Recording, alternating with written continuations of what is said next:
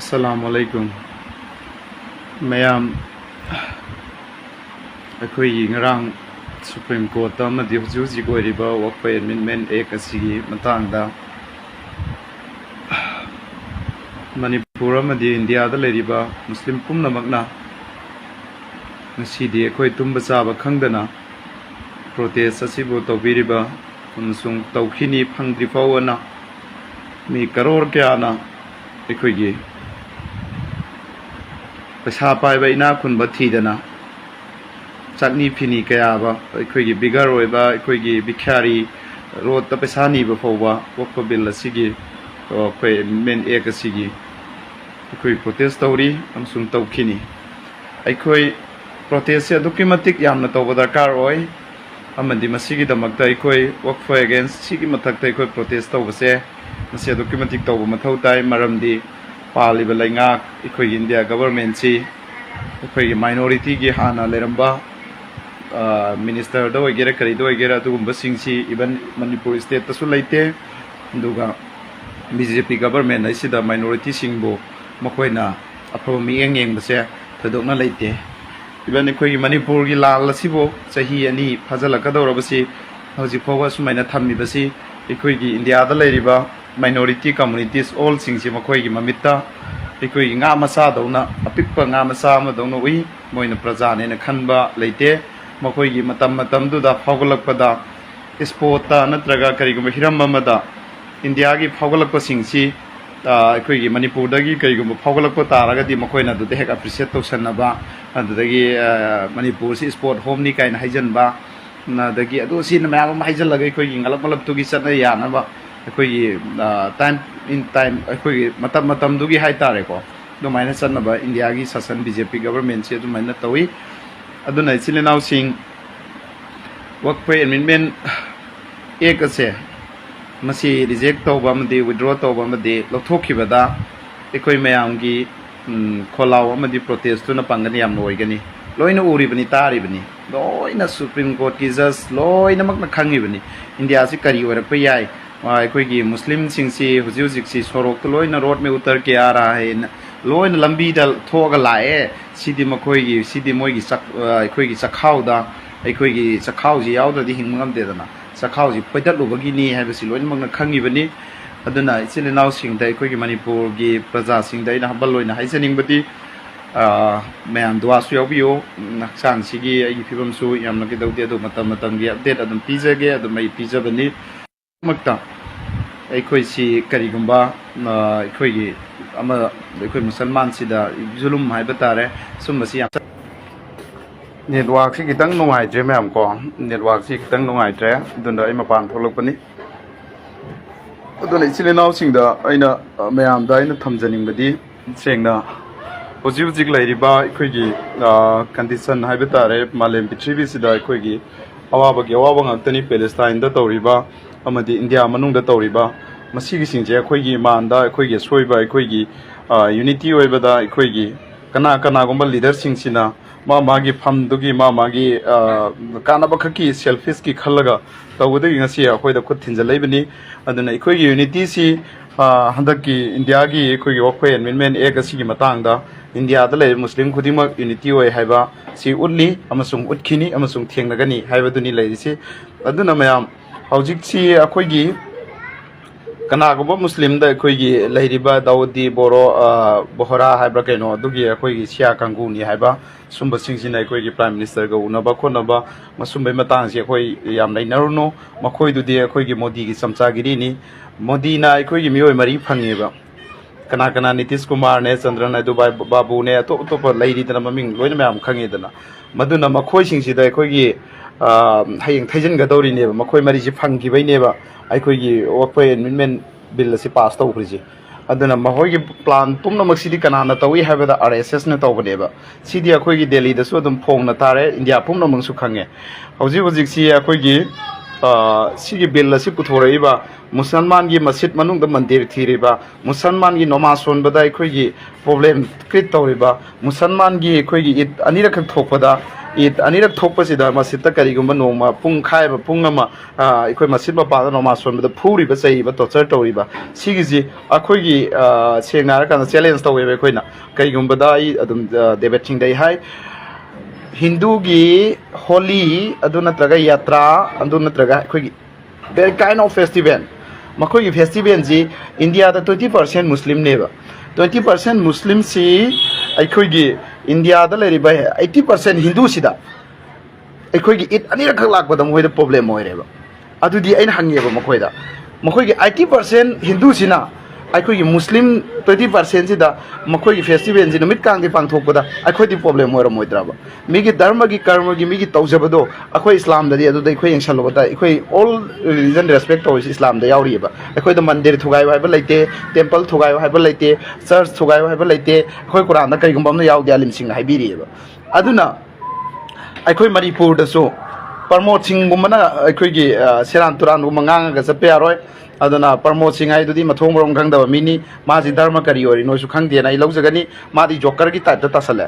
माजी अखोई रिलीजन की चपचाना ngangnaba ngam मिसुनते अदु मिथिबों मितम बांगनी अदुना अखोई प्रमोद सिंह गुमबगी अखोई मागी कैसा मसी अखोई लेरिबा जमेतुलुलमा सिंगसिना सोइदी वार्निंग खरा तोहनी अमसु मैतै चिलिनाउना सु महाकी मथक्ता वार्निंग खरा पिहनिंगी ngalak leite अखोई सुकृत तौबा रैली चतबदुबो महांगना अखोई बांग्लादेश नि का मालेना का हाइबा मथोंग मरम खंगदबा मा ओइना ओरमगनी माजी भूटानी ओरिब्रा माजी करी ओरिब्रा अदुगी खंगदे माय मसक्तुसु अदु आई हाइनिंग जे हल मोरगा हलगी वा nganगदबा यामना कम्युनियन फीलिंग तौबा मणिपुर दा लेरिसी अखोई मणिपुर लोनबा मैतैगा पांगनगा सिमालेम दा क्याम लेरिनोबा अखोई एजे इस्लाम दा चलेबा मखोई मैतैगी सु मयाम अमा क्रिश्चियन चतपा यावरी अदगी सनामही चतपा यावरी अतोप अतोप चतपा यावरीबा सिगिसिदा अखोईगी लेरिबा असुकी वारबा तंजासिदा अखोईगी कम्युनियन इशू सागतकदबसी करिगिनोबा अदना प्रमोद सिंह नाहक की वीडियो से ताब तारगदी इस्लाम मैसिदा चैलेंज तौबो ngamba पृथ्वीदा कनागुम स्कॉलर अम फुलैते बिसि नाहकना खंगदबनि मसी इस्लाम हाइबसे सिसिदा अखोईगी पृथ्वीदा चैलेंज तौबो याबा स्कॉलर अम फुलैते नंग खंगदबना एनी अखोईगी ओके ओके होय 15% 20 हायरगसु को 15% गुम्बा सॉरी अदुसु केदबदो अखोई 20% लना दुम हाइनी अदुबो सबसाबिदुदी आई मदो थंबनते अखोई कमेंट को अदुना इस्लाम हाइबसिदा नंग कंप्रोमाइज तौरकनो इस्लाम हाइबसि यूनिवर्सल लाइरिबनी मणिपुर खकनते अदुना नंगना अखोईगी मुस्लिम दा अखोईगी नंग ममांग दा सोइन चैलेंज तौखरबनी नंगना अखोईगी अल्लाह की नबी सी वॉरियर नि कुरान सी वॉरियर बुक नि नंग सुम तौबसे मसी नंग अखोईगी फेराउल नामलै फत्तबसे दुनिया अमसु आखिरत लौसंदबा मासी फेराउन जी हुजु इजिप्ट लैबनी नंग अमतंग रिसर्च तो मासे जमीन न सुलौसंदे इसिंग न सुलौसंदे मई न सुलौसंदे करिगुम पोसक अमा फोंग लौसंदे अदुगी फिबम द नंग सीगनी नंग मसी म कावगनो करि ईश्वर इसे अमा कक्तनी एनी धर्म खुदिंग को रेस्पेक्ट तौब तमो मदुना नंगी अफबो ओइगनी मीगे धर्म द करेम गथाइनगनु मियोइबा इंसान मियोइबा ह्यूमैनिटी हेबसे कनागुम मन नुंगाइ खिद्रबदी ईश्वरना सु कोपीरो हैरी नंग कावगनु मसी नंगी कमेंदुना नंगी पोस्टुना मियोइ लिसिंग कयागे मियोइ लाख कयागे थमोइ थुगाइरी दो नंग अदो फबो फंगोय मसी नंगी गीता दसु योरमोय नंग बाइबल दसु योरमोय अदो कुरान दसु यावदे अदुना अखोई इस्लाम हाइबसे ला इलाहा इल्लल्लाह मुहम्मदुर रसूलुल्लाह लात पद मतिक सब अल्लाह खक नतब अल्लाह के सेवा अखोई अल्लाह नतब कना गुंबा अमा फव लैते अमदी अल्लाह खक मपुनी हैना ओनली वन अखोई अल्लाह खक ने लालग लैबा अल्लाह खक की इबादत तौरग लैबा अदुगुंबा कंगलुपनी अमदी मुहम्मदुर रसूलुल्लाह सल्लल्लाहु अलैहि वसल्लम अखोई Prophet Muhammad sallallahu alaihi wasallam do university da kwaidagi phaba mission ni amasung Allah ge akhir nabi aroiba messenger ni haba prophet he se prithvi de leiriba Christian na su Muslim na su yaraga leiribni Hindu da su nang pandit kya ne yango Rabbul alamin haji Rabbul nakhoi khaktagi natte si MP masana pho haibani Sanjay Singh na ka haibani adai Pramot Singh na ka haibani atopa Hindu gi leiriba pandit mayam sin haibani khangaba akhoi gi Rabbul alamin akhoi tagi natte आलम पुम्नमकी रबनी अल्लाह से हाइबनी रहमतुल आलमीन नखोई खतगी नते आलम पुम्नमक लेरिबा रहमत करने वाला महासी रहमतुल आलमीन मोहम्मद सल्लल्लाहु अलैहि वसल्लम दिनोई खकी नते खोई गिनी अदुगा एखोई प्रमोद सिंह न फोबई कई Pramot Krishna Mabra Kino, Duna Pova, Mana Pova, say Marifat Saibini. Aduna Dharmagi, Lusingba, Saliba, Pandit Oigera, any Dharma Gioina, Saliba missing share, Kanago, Madharma, Sing Bagi, Pandit or Masa, Scholar or Sono, leader or Sono, Migi Dharma Hulagam never get on the Nangoy.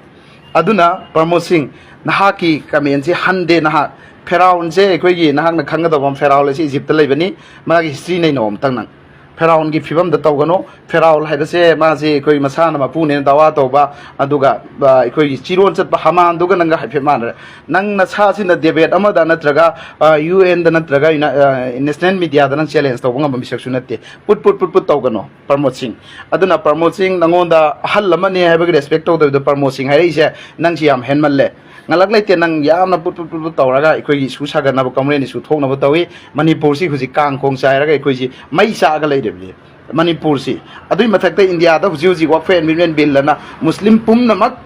koi thawai chat khasu nang sig ji koi back chat kadam never back again akoi amuk hanna back chat kadau na te nang khang gadau Islam ai ji Allah akbar na amuk tang akoi gi achum bagi damak ta law khraga di we will sacrifice nok na lawhing tawraga koi ji nok na thawai thaba ngamba adum bajati ni Islam ai ji nang na Islam da challenge tawi matik su leite nang kari oidrano nang kari khangrano aduga nang na khangadabamna aikoi gi Islam da piri je aikoi Islam da di pyar nung sino haibani akoi mingon da tathi tawai na ngango haiba leite aikoi di Islam hai sida fava hayo fava knowledge piyo na khangu na tammu aikoi gi malem sangsar amasung hayeng aikoi sangsar gi thado ga chatkadaba mafam do adugi mafam dugi tammu dunia amasung akhirat hai aikoi gi muslim londa si ani maksi gi tammaga khangi ba potu nang mingon da yohallam haibani Aikoina saying Nangonda, Nasi Holiva Messias, Nang Masitaraga, Nang Matumana, Quigi, Kamenda, Garida, Quigi, Yamna, Serantura,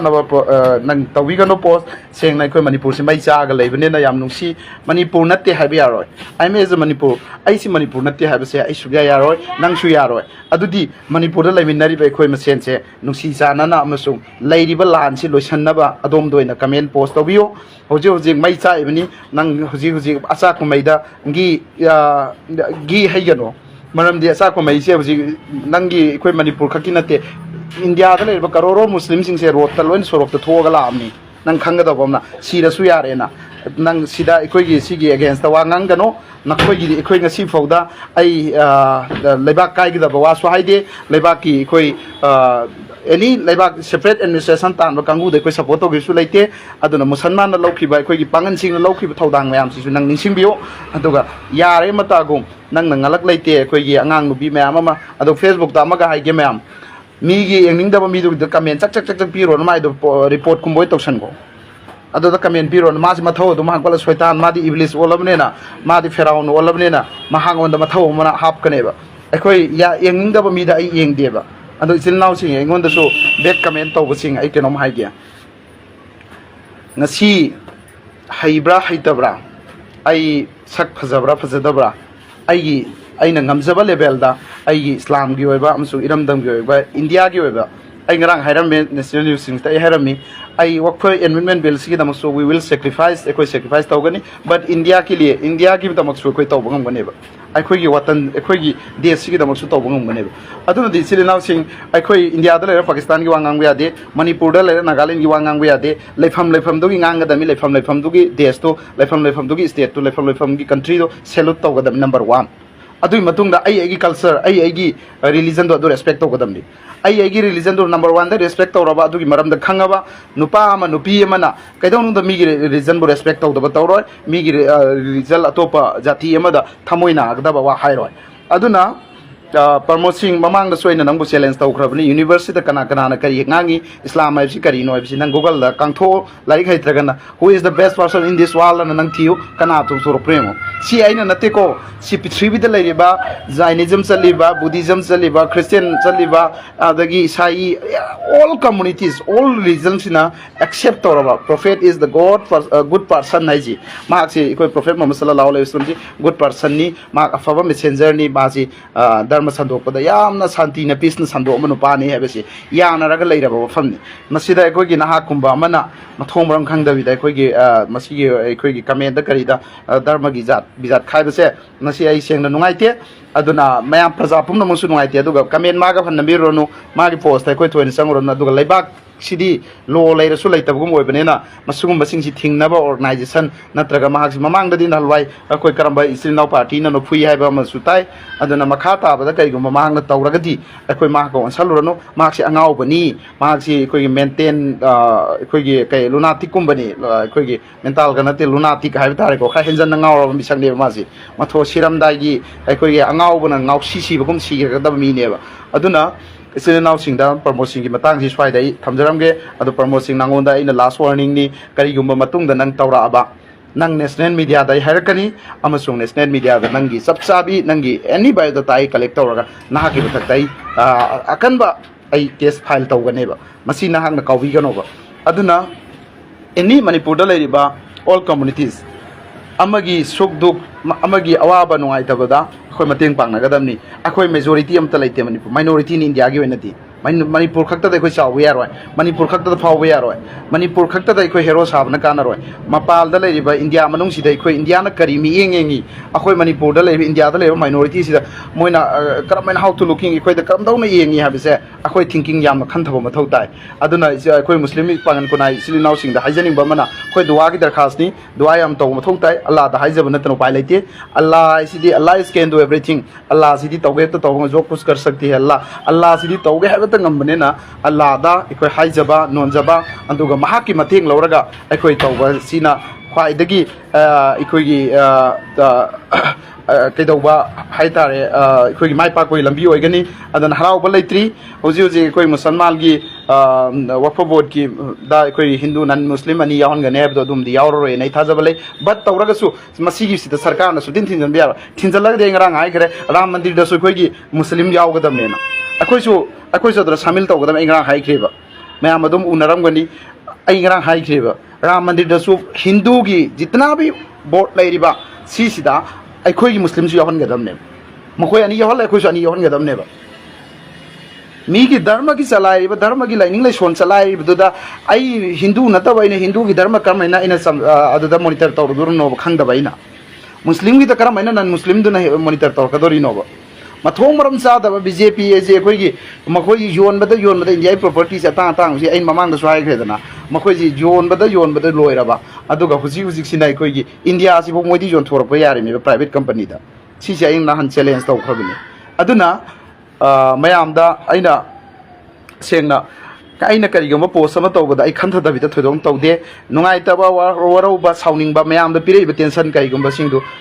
soibe yaungna badagini pirei ba singse 24 hours de 18 hours karigama ai iramdam gi ai gi dharma du gi khalaga laire ba mi amana hekta ngang pa matam da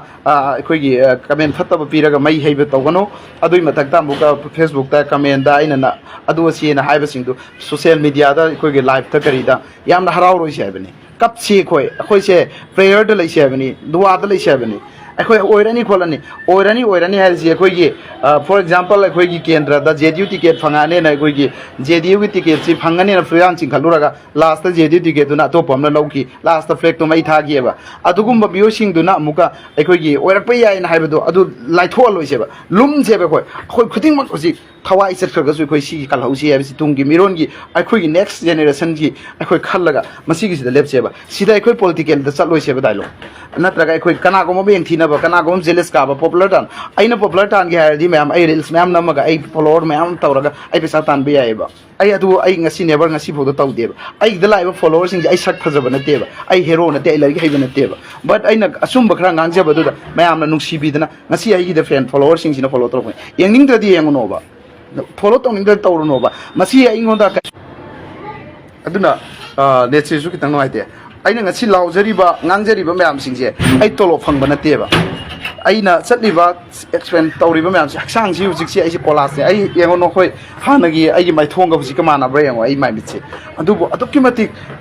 doctor na isi wa ngang no haiba adubu islam sigi pangal khunai sigi malem sigi laidiba university da oiriba sida maskaching goya da ubo moisi nungai tabam phawre ba si aina nati allah na ne ba akhoi sembi ba mapuna ingonda tawn bane aduna bad comment piriba sing nakhoi aikhoi gi kedoriba singdo nakhoi guna pugani amadi migi phataba mabada aikhoi gi natraga na phaba amada yamna yengingdradi yengono yar moi mi yamna haire ena su comment tawra post share tawru no ba akhoi tawra pura ba thoina ai migi comment lamda sang braba ꯑꯗꯨ ꯅꯈꯣꯏꯗꯤ ꯍꯦꯛꯇ ꯍꯩꯄꯥ ꯁꯥꯔꯒ ꯑꯩꯈꯣꯏꯒꯤ ꯋꯥꯏꯈꯨ ꯀꯜꯆꯔꯒꯤ ꯇꯥꯏꯞꯇ ꯇꯧꯒꯅꯣꯕ ꯑꯩꯈꯣꯏ ꯍꯧꯖꯤꯛꯁꯦ ꯇꯣꯕꯥ ꯇꯧꯕ ꯌꯥꯝ ꯃꯊꯧꯅꯦꯕ ꯈꯪꯉꯕ ꯏꯁꯂꯥꯝ ꯍꯥꯏꯔꯤꯕꯁꯤ ꯑꯩꯈꯣꯏꯒꯤ ꯈ꯭ꯋꯥꯏꯗꯒꯤ ꯁꯥꯟꯇꯤꯗ ꯂꯩꯕ ꯙꯔꯃꯅꯤ ꯑꯗꯨꯕꯨ ꯉꯁꯤ ꯁꯥꯟꯇꯤ ꯐꯪꯗ꯭ꯔꯤꯁꯤ ꯑꯩꯈꯣꯏꯒꯤ ꯏꯃꯥꯟꯁꯤ ꯀꯝꯖꯣꯔ ꯑꯣꯏꯈꯤꯕꯩꯅꯦꯕ ꯑꯗꯨꯗꯤ ꯑꯩꯈꯣꯏ ꯑꯜꯂꯥꯗ ꯌꯥꯝ ꯍꯥꯏꯖꯕ ꯃꯊꯧ ꯇꯥꯏ ꯇꯣꯕꯥ ꯇꯧꯕ ꯃꯊꯧ ꯇꯥꯏ ꯑꯩꯒꯤ ꯚꯣꯠꯀꯤ ꯏꯂꯦꯛꯁꯟꯒꯤ ꯃꯌꯥ ꯌꯧꯔꯛꯑꯦ ꯑꯗꯨ ꯇꯧꯔꯦ ꯁꯤ ꯇꯧꯔꯦꯅ ꯉꯁꯤꯗ ꯑꯩꯈꯣꯏꯒꯤ ꯃꯆꯨꯝ ꯆꯥꯕ ꯃꯌꯥꯝ ꯑꯃ ꯂꯩꯔꯤꯁꯤꯅꯦꯕ ꯑꯗꯨꯒꯤ ꯃꯊꯛꯇ ꯑꯃꯨꯛꯀ ꯑꯩꯈꯣꯏꯒꯤ ꯋꯛꯐ ꯕꯣꯔꯗ ꯆꯤꯌꯥꯔꯃꯦꯟꯗꯣ ꯁꯤ ꯑꯩꯅ ꯂꯩꯔꯤꯁꯤ ꯃꯐꯝꯗꯨꯒꯤ ꯑꯩꯈꯣꯏꯒꯤ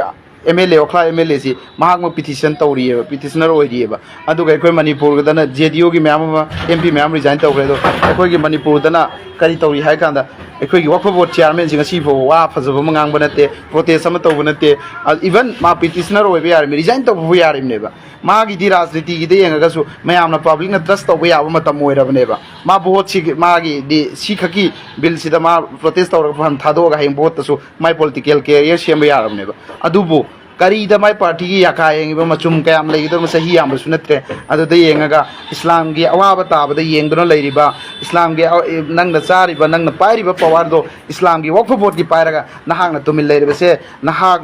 ꯀꯥꯎꯔꯕ ꯃꯥꯜꯂꯦ ꯑꯜꯂꯥꯍꯅ ꯍꯌꯦꯡ ꯍꯤꯁꯥꯕ ꯂꯧꯕꯗ ꯀꯥꯔꯤ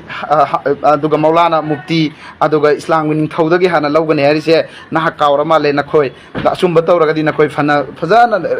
ꯔꯦꯁꯄꯦꯛꯇ ꯆꯠꯈꯤꯅꯦꯅ ꯑꯂꯤꯝꯁꯤꯡꯅ ꯍꯥꯏꯕꯤꯔꯤ ꯑꯗꯨꯒ ꯐꯠꯇꯕ ꯇꯧꯔꯒꯗꯤ ꯅꯈꯣꯏꯒꯤ ꯑꯋꯥꯐꯝ ꯇꯥꯐꯝꯒꯗꯕꯗꯣ ꯅꯍꯥꯛ ꯀꯥꯎꯔ ꯃꯥꯜꯂꯦ ꯃꯗꯨ ꯅꯤꯡꯁꯤꯡꯕ ꯐꯩ ꯅꯍꯥꯛ ꯑꯊꯨꯕ ꯃꯇꯝꯗ ꯋꯛꯐꯒꯤ ꯃꯇꯥꯡꯁꯤꯗ ꯋꯥꯐꯝ ꯊꯝꯒꯗꯕꯅꯤ ꯑꯃꯗꯤ ꯄ꯭ꯔꯣꯇꯦꯁ ꯌꯥꯎꯒꯗꯕꯅꯤ ꯍꯥꯏꯅ ꯑꯩ ꯑꯦꯖ ꯑꯦ ꯃꯨꯁꯂꯤꯝ ꯑꯃ ꯑꯣꯏꯅ ꯄꯥꯡꯒꯜ ꯈꯨꯟꯅꯥꯏꯒꯤ ꯃꯅꯤꯄꯨꯔꯒꯤ ꯄ꯭ꯔꯖꯥ ꯑꯃ ꯑꯣꯏꯅ ꯑꯩ ꯇꯣꯜꯂꯕ ꯅꯅꯥꯏ ꯑꯩꯍꯥꯛꯅ ꯑꯩ ꯍꯥꯏꯖꯔꯤ MLA ꯑꯩꯈꯣꯏꯒꯤ ꯑꯜꯍꯥꯖ ꯁꯥꯔ ꯑꯕꯗꯨꯜ ꯅꯁꯤꯔ ꯋꯛꯐ ꯕꯣꯔꯗ ꯆꯤꯌꯥꯔꯃꯦꯟ ꯑꯃꯗꯤ ꯑꯩꯈꯣꯏꯒꯤ ꯑꯁꯥꯎꯗꯤꯟ ꯖꯤꯔꯤꯕꯥꯝ MLA ꯃꯈꯣꯏ ꯑꯅꯤ ꯀꯔꯤꯒꯨꯝꯕ ꯑꯃꯐꯥꯎ ꯂꯣꯟꯗ꯭ꯔꯤꯕꯁꯦ ꯃꯁꯤ ꯌꯥꯝꯅ ꯑꯩꯈꯣꯏꯒꯤ ꯃꯅꯤꯄꯨꯔꯗ ꯂꯩꯔꯤꯕ ꯃꯨꯁꯂꯤꯝ ꯃꯌꯥꯝꯁꯤꯅ ꯊꯃꯣꯏꯗ ꯍꯥꯏꯗꯣꯛꯄ ꯉꯝꯗꯕꯤꯗ ꯐꯣꯡꯖꯤꯜꯂꯒ ꯌꯥꯝꯅ ꯆꯥꯛꯅ ꯈꯪꯅꯔꯦ ꯃꯁꯤ ꯑꯩꯉꯣꯟꯗ ꯃꯦꯁꯦꯖ ꯀꯌꯥ ꯂꯥꯛꯏ ꯑꯗꯨꯗꯒꯤ ꯃꯍꯥꯛꯀꯤ ꯃꯔꯝꯗ ꯍꯥꯏꯌꯣꯅ ꯑꯩ ꯁꯦꯡꯅ ꯑꯩ ꯃꯌꯥꯝ ꯑꯃ ꯍꯥꯏꯈ꯭ꯔꯕꯅꯤ ꯍꯟꯖꯤꯜ ꯍꯥꯏꯔꯨꯔꯒ ꯀꯔꯤ ꯇꯧꯒꯅꯤ ꯃꯅꯤꯄꯨꯔꯗ ꯂꯩꯕ ꯄ꯭ꯔꯖꯥꯅ ꯑꯩꯈꯣꯏꯗꯤ ꯀꯔꯤ ꯇꯧꯔꯒ ꯂꯩꯔꯤ ꯃꯁꯤꯁꯨ ꯑꯩ ꯀꯣꯏꯁꯟ ꯑꯃ ꯍꯪꯒꯅꯦꯕ ꯑꯩꯉꯣꯟꯗ ꯅꯈꯣꯏꯅ ꯑꯩꯈꯣꯏꯒꯤ ꯍꯥꯏꯔꯤꯕ MLA ꯁꯤꯡꯁꯤꯒꯤ ꯋꯥꯐꯝ ꯈꯔ ꯊꯝꯃꯣꯏꯗꯣ ꯑꯩ ꯃꯌꯥꯝ ꯊꯝꯈ꯭ꯔꯦ ꯅꯦꯁꯅꯦꯜ ꯅ꯭ꯌꯨꯁꯇꯁꯨ ꯊꯝꯈ꯭ꯔꯕꯅꯦꯕ ꯑꯗꯨꯅ ꯏꯆꯤꯜ ꯏꯅꯥꯎꯁꯤꯡ ꯑꯩꯈꯣꯏ ꯍꯧꯖꯤꯛ ꯇꯛꯀꯕꯨꯔ ꯇꯧꯕꯩ ꯃꯊꯧ ꯇꯥꯗꯦ ꯑꯩꯅ ꯑꯗꯨꯅꯤ ꯑꯩꯅ ꯁꯤꯅꯦꯅ ꯂꯩꯇꯦ ꯑꯩꯈꯣꯏ ꯑꯦꯅꯤ ꯀꯟꯗꯤꯁꯟꯗ ꯋꯛꯐꯒꯤ ꯐꯪꯗ꯭ꯔꯤ ꯐꯥꯎꯕ ꯑꯩꯈꯣꯏ ꯏꯟꯇꯔꯅꯦꯁꯅꯦꯜ ꯀꯣꯔꯠꯇ ꯑꯣꯏꯔꯁꯨ ꯑꯩꯈꯣꯏ ꯑꯦꯅꯤ ꯂꯦꯚꯦꯜꯗ ꯑꯩꯈꯣꯏ ꯇꯧꯔꯒ ꯋꯛꯐꯁꯤ ꯑꯩꯈꯣꯏ ꯍꯥꯟꯅꯗꯧꯅ ꯍꯟꯖꯤꯜꯍꯟꯒꯗꯕꯅꯤ ꯁꯤ ꯃꯛꯁꯠꯇ ꯂꯩꯒꯗꯕꯅꯤ ꯅꯝꯕꯔ 1 ꯅꯦꯠꯁꯤ ꯅꯦꯠ ꯁꯦꯡꯗ꯭ꯔꯕ ꯏꯈ꯭ꯂꯥꯁꯤ ꯅꯦꯠ ꯑꯣꯏꯗ꯭ꯔꯕ ꯀꯩꯗꯧꯅꯨꯡꯗ ꯊꯕꯛ ꯑꯃ ꯆꯠꯆꯔꯣꯏ ꯅꯦꯠ ꯁꯦꯡꯉꯣ ꯊꯃꯣꯏꯗ ꯑꯩꯈꯣꯏꯒꯤ ꯄꯣꯄꯨꯂꯔꯤꯇꯤ ꯑꯣꯏꯕ ꯅꯠꯇ꯭ꯔꯒ ꯉꯥꯛꯇꯪꯒꯤ ꯁꯣꯁꯤꯌꯦꯜ ꯃꯤꯗꯤꯌꯥꯗ ꯑꯩꯈꯣꯏꯒꯤ ꯖꯒꯣꯏ ꯁꯥꯔꯝꯕꯗꯨ ꯅꯠꯇꯦ ꯊꯕꯛ ꯑꯃ ꯇꯧꯒꯦ ꯍꯥꯏꯕ ꯇꯥꯔꯗꯤ ꯑꯜꯂꯥꯗ ꯍꯥꯏꯖꯅꯤꯖꯔꯒ ꯑꯩꯈꯣꯏ ꯊꯃꯣꯏ ꯁꯦꯡꯅ ꯊꯕꯛ ꯇꯧꯁꯤ ꯁꯣꯏꯗꯅ ꯃꯥꯏ ꯄꯥꯛꯀꯅꯤ ꯅꯠꯇꯕꯤꯗ ꯑꯩꯈꯣꯏꯒꯤ ꯑꯩꯒꯤ ꯃꯤꯡꯆꯠ ꯇꯥꯅꯕ ꯑꯩꯒꯤ ꯑꯗꯨ ꯇꯥꯅꯕ ꯇꯧꯕꯁꯦ ꯃꯁꯤ ꯂꯦꯞꯄꯤꯌꯨ ꯏꯆꯤꯜ ꯏꯅꯥꯎꯁꯤꯡ ꯑꯩ ꯁꯨꯃꯥꯏꯅ ꯊꯝꯖꯒꯦ ꯑꯗꯨꯒ ꯑꯩꯈꯣꯏ ꯅꯦꯁꯅꯦꯜ ꯃꯤꯗꯤꯌꯥꯁꯤꯡꯁꯤꯒ ꯑꯩꯈꯣꯏꯒ ꯆꯦꯂꯦꯟꯖ ꯇꯧꯕ ꯃꯊꯧ ꯇꯥꯏ ꯃꯈꯣꯏꯗ ꯌꯥꯝꯅ ꯉꯥꯡꯕ ꯃꯊꯧ ꯇꯥꯏ ꯃꯅꯤꯄꯨꯔꯗ ꯄꯣꯁ ꯇꯥꯡꯅ ꯊꯥ 5 ꯊꯤꯟꯕꯕꯨꯗꯤ ꯗꯦꯜꯂꯤꯗ ꯃꯤꯅꯠ 5 ꯉꯥꯡꯕꯅ ꯍꯦꯟꯕ ꯇꯟꯖꯥ ꯂꯩꯌꯦꯕ ꯅꯣꯏꯅ ꯁꯤ ꯀꯥꯎꯕꯤꯒꯅꯣꯕ ꯑꯗꯨꯅ ꯑꯩꯈꯣꯏꯗ ꯁꯦꯡꯅ ꯑꯩꯅ ꯍꯩꯌꯦ ꯍꯥꯏꯕꯒꯤ ꯅꯠꯇꯦ ꯌꯥꯕ ꯃꯐꯝꯗ ꯑꯗꯨꯝ ꯂꯥꯎꯖꯔꯛꯀꯦ ꯉꯥꯡꯖꯔꯛꯀꯦ ꯃꯌꯥꯝꯅ ꯁꯄꯣꯔꯠ ꯇꯧꯕꯤꯌꯨ ꯁꯣꯏꯔꯕꯁꯨ ꯉꯥꯛꯄꯤꯌꯨ ꯑꯩꯉꯣꯟꯗ ꯑꯩꯒꯤ ꯄꯔꯁꯣꯅꯦꯜ ꯅꯝꯕꯔ ꯅꯠꯇ꯭ꯔꯒ ꯃꯦꯁꯦꯟꯖꯔꯗ ꯍꯥꯏꯕꯤꯌꯨ ꯑꯩ ꯏꯟꯁꯥꯜꯂꯥ ꯑꯩ ꯑꯗꯨꯝ ꯃꯇꯥꯡ ꯃꯇꯝꯗꯨꯒꯤ ꯃꯇꯨꯡ ꯏꯟꯅ ꯑꯗꯨꯝ ꯑꯩ ꯃꯌꯥꯝ ꯁꯤ ꯁꯦꯝꯗꯤ ꯅꯨꯡꯉꯥꯏꯇꯦ ꯁꯤ ꯁꯦꯝꯗꯤ ꯅꯨꯡꯉꯥꯏꯇꯦꯅ ꯑꯩ ꯑꯗꯨꯝ ꯀꯩꯗꯧꯒꯦ ꯍꯧꯖꯤꯛ ꯂꯩꯔꯤꯁꯤꯗ ꯁꯤꯚꯤꯜ ꯑꯣꯔꯒꯅꯥꯏꯖꯦꯁꯟ CSO ꯑꯗꯩ NGO every all Congress Party NPP ꯑꯗꯨ ꯑꯁꯤ ꯈꯥꯏꯗꯕꯤꯗ ꯃꯨꯁꯂꯤꯝꯒꯤ ꯖꯣꯕꯤ ꯂꯤꯗꯔ ꯖꯣꯕꯤ ꯄꯣꯂꯤꯇꯤꯀꯦꯜ ex MLA ꯅꯠꯇ꯭ꯔꯒ present MLA ꯃꯌꯥꯝꯁꯤꯅ ꯇꯧꯔꯒ ꯋꯛꯐꯒꯤ ꯃꯆꯨꯝ ꯆꯥꯔꯤꯕ ꯋꯛꯐꯒꯤ ꯆꯤꯌꯥꯔꯃꯦꯟ ꯑꯣꯏꯔꯤꯕ ꯅꯍꯥꯛ ꯈꯣꯏꯅ ꯋꯥ ꯉꯥꯡꯗꯕ ꯑꯃꯁꯨꯡ ꯄ꯭ꯔꯣꯇꯦꯁ ꯇꯧꯗꯕꯁꯦ ꯑꯩ ꯍꯝꯕꯜ ꯔꯤꯀ꯭ꯋꯦꯁꯅꯤ ꯌꯥꯝ ꯅꯨꯡꯉꯥꯏꯇꯦ ꯌꯥꯝ ꯁꯦꯠ ꯇꯧꯏ ꯑꯗꯨꯅ ꯑꯊꯨꯕ ꯃꯇꯝꯗ ꯅꯍꯥꯛꯅ ꯃꯁꯤꯒꯤ ꯃꯇꯥꯡꯗ ꯀꯔꯤ ꯐꯤꯔꯦꯞ ꯂꯧꯔꯛꯄꯅꯣ ꯁꯤ ꯑꯩ ꯌꯦꯡ ꯄꯥꯝꯃꯤ ꯑꯃꯗꯤ ꯃꯅꯤꯄꯨꯔ ꯄ꯭ꯔꯖꯥꯅꯁꯨ ꯃꯍꯥꯛꯀ ꯋꯥꯔꯤ ꯁꯥꯟꯅꯕ ꯃꯊꯧ ꯇꯥꯏ ꯑꯩꯈꯣꯏꯒꯤ ꯂꯤꯗꯔꯅꯦꯅ ꯑꯩꯈꯣꯏꯒꯤ ꯃꯥꯅ ꯆꯤꯌꯥꯔꯃꯦꯟꯗꯨ ꯔꯤꯖꯥꯏꯟ ꯇꯧꯕꯁꯨ ꯅꯠꯇꯦ ꯑꯗꯨꯒ ꯃꯥꯅ ꯀꯣꯟꯁꯜꯂꯒ ꯂꯩꯔꯒ ꯃꯥꯁꯤ ꯌꯥꯕꯒꯤ ꯃꯑꯣꯡꯗ ꯋꯛꯐꯁꯤ ꯑꯩꯈꯣꯏꯒꯤ